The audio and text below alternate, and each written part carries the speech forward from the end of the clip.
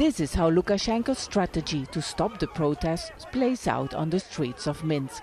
People heading to a peaceful rally are randomly snatched by masked policemen driving around at high speed. Those taken are aggressively thrown into a van. Our Al Jazeera cameraman was also grabbed by police shortly after filming an interview. Luckily, they decided to let him go. They let him go. The protester we interviewed had to run for safety to escape detention. You were nearly detained. Yes.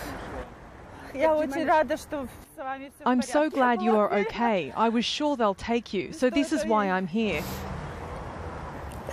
This is why all of us are here, so this could not happen anymore, never and nowhere. I can see that this is kidnapping. They are bandits. After the ordeal, she managed to catch up with tens of thousands of protesters who gathered despite mass detentions and roadblocks. Lukashenko, during this protest this month, he has exhausted all the tools he used to apply in the previous years, where he would just use a large scale of repressions towards people.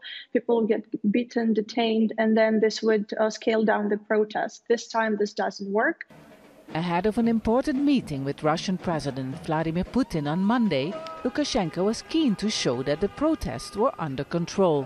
But these images show a different reality. And now these demonstrations are not only aimed against Lukashenko, but Putin as well. I'm worried about Russia's intentions to enforce its interests here. We have to be friends with Russia, but it's not good for a neighboring country to be involved in our internal problems. After the frightening and tense scenes from earlier in the day, the protest turns into a dance festival. After marching for more than 2 hours, the rally has now arrived at one of the residences of Alexander Lukashenko, here right in this park. But it was just a courtesy call. The thousands of protesters are turning around. They just wanted to send a message to Lukashenko that they are still here and that they will stay on the streets as long as he remains in office.